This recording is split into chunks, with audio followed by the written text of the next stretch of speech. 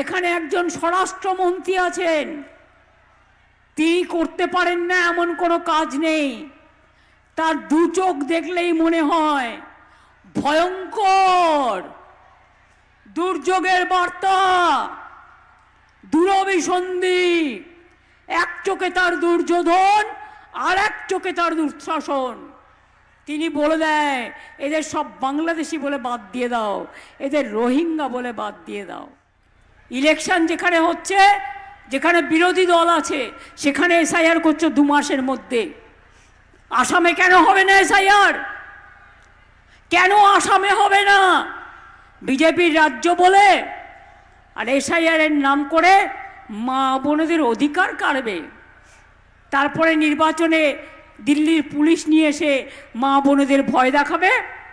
কি মা বোনেরা, নাম কাটলে বাড়িতে সব জিনিসপত্র আছে তো, যেগুলো দিয়ে রান্না করেন? আছে তো? প্রাণে শক্তি আছে? নাম কাটলে ধরবেন তো? ছেড়ে দেবেন না তো? মেয়েরা সামনে লড়াই করবে আর ছেলেরা পেছনে থাকবে। আমি দেখতে চাই মা বোনদের শক্তি বড় না বিজেপির শক্তি বড়। আমরা দেখতে চাই, বাংলা দেখতে চাই। এসআইআরের নাম করে আমরা তো বলেছিলাম টাইম নিয়ে করো। কিসের এত তাড়াতাড়ি? কিসের এত তাড়াহুড়া? Why was so hungry?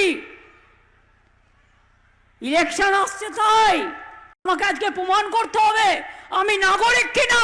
মাথায় নাকে খোঁজ দেওয়া ভালো এর থেকে।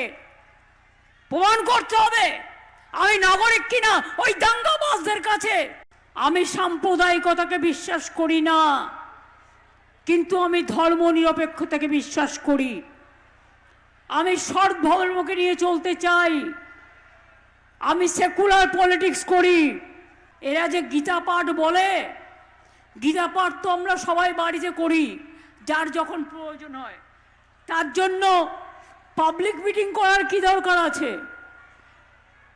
ঠাকুর দেবতা হৃদয়ে থাকে। যে আল্লাহর কাছে দোয়া মাঙে সে মনে মনে মাঙে। আর রমজানের সময় বা নামাজের সময় সবাই একসাথে যায়। যখন দুর্গা পুজো হয় সবাই একসাথে মিলেমিশে আমরা পুজো করি। কিন্তু বলুন তো, যারা গীতা গীতা করে চিৎকার করছে তাদের কাছে আমি একটা কথা জিজ্ঞেস করব।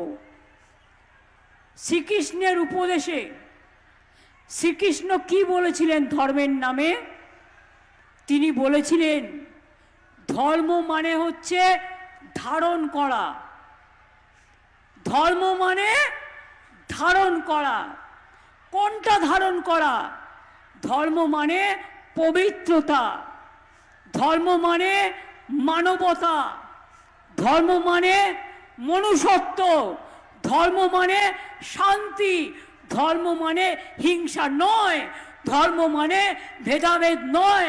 তাহলে এখান থেকে সব মানুষকে তাড়িয়ে দিয়ে যাতে বাংলা ভাষায় কেউ কথা বলতে না পারে এবং বাংলা বাংলায় না থাকে, স্বাধীনতা আন্দোলনের অস্তিত্ব না থাকে, নবজাগরণের অস্তিত্ব না থাকে, বাংলাটাকে শেষ করে দাও, ধ্বংস করে দাও, বাংলাটাকে উঠিয়ে দাও।